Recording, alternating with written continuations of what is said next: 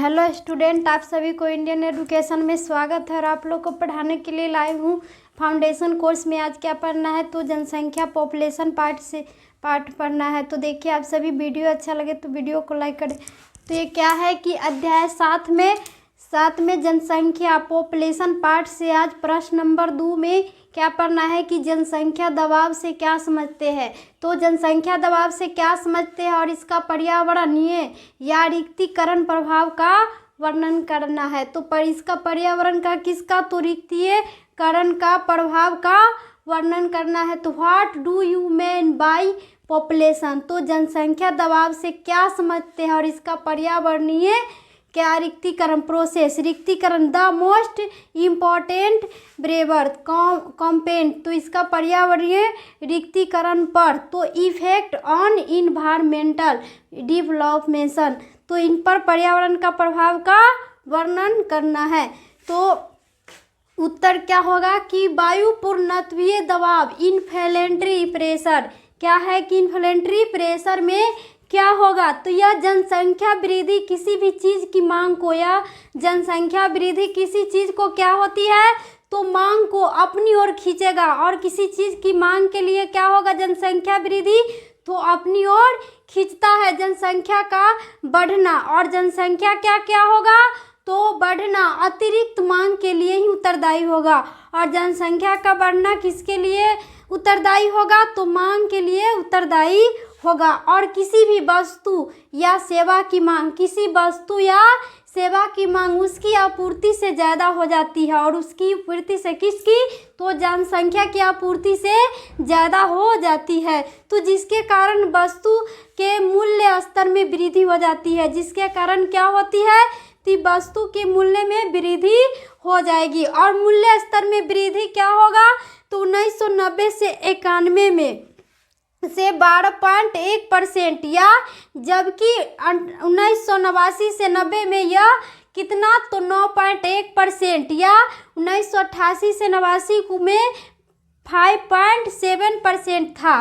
तो ये क्या था तो मूल्य स्तर वृद्धि का था इतना। तो वायु पूर्णत्व के कारण, किसके कारण तो वायु पूर्णत्व के कारण वास्तविक आमदनी नहीं होगी। और वायु पूर्णत्व के कारण क्या होगा तो ये वास्तविक आमदनी नहीं होगी, जिसके कारण बचत और निवेश कम हो जाएगा। और इसके कारण क्या होगा, आमदनी नहीं होगा तो बचत और निवेश में क्या हो जाएगी तो कमी हो जाएगी। तो भारत में क्या होगा कि वायु पूर्णत्व आर्थिक विकास को बाधित करेगा। और वायु में क्या करेगा भारत में, तो ये वायु पूर्णत्व में आर्थिक विकास का बाधित करेगा। तो ये गरीबी की समस्या क्या है, तो गरीबी की समस्या क्या होगा, ये जनसंख्या बढ़ने पर गरीबी में क्या समस्या हो जाती है, तो पॉवर्टी प्रॉब्लम, गरीबी की समस्या क्या है, तो ये बढ़ती हुई जनसंख्या उन सभी कारणों को मिटा देती है।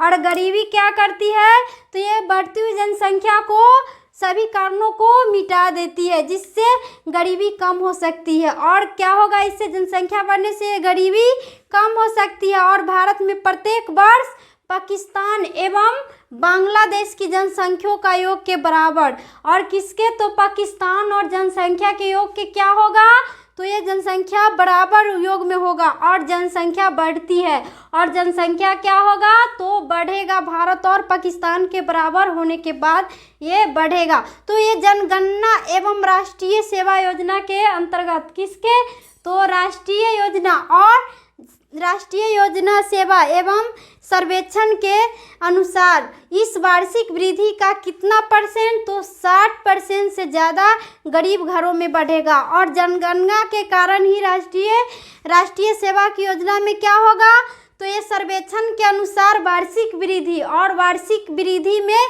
कितना परसेंट तो ये 60% की ज़्यादा गरीब घरों में बढ़ता है। और 60% किसके घरों में तो ये जनगणना के अनुसार बढ़ेगा। नाम यह होगा कि गरीबी उन्मूलन की योजना, किसका तो गरीबी उन्मूलन की योजना और गरीबी का समस्या पर अच्छा प्रभाव डालने, और गरीबी समस्या का क्या है कि उस पर अच्छा प्रभाव डालने में असफल हो जाती है। और गरीबों पर क्या होती है, तो ये अच्छा प्रभाव डालने पर क्या होगा, तो ये असफल हो जाती है। तो ग्रामीण क्षेत्रों में बढ़ती हुई जनसंख्या, ग्रामीण क्षेत्रों में किसकी संख्या, तो ये जनसंख्या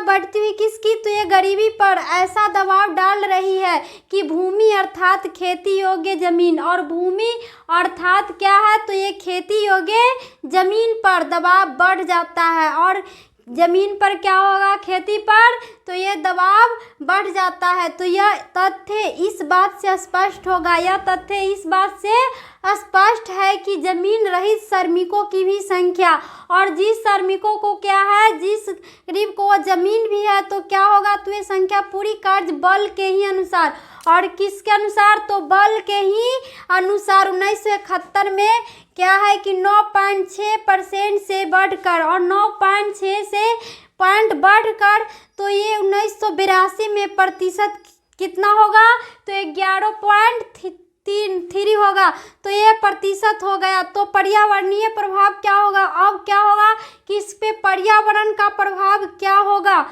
तो ये पहला नंबर क्या है कि उपजाऊ जमीन का घटता क्षेत्रफल, जो उपजाऊ जमीन है उसका भी क्या हो रहा है, तो घटता हुआ क्षेत्रफल है, जो उपजाऊ जमीन भी वह घट रहा है। तो ये दूसरा नंबर क्या है, जंगलों का कटाव, और जंगलों का कटाव क्या हो रहा है, तो वो धीरे धीरे कटाव बढ़ ही रहा है। और तीसरा नंबर क्या है, तो ये आवास, और चौथा नंबर क्या है, तो जल, और पांचवा नंबर क्या है, तो हवा। ये पर्यावरणीय पर पड़ने वाला क्या है, तो ये प्रभाव है।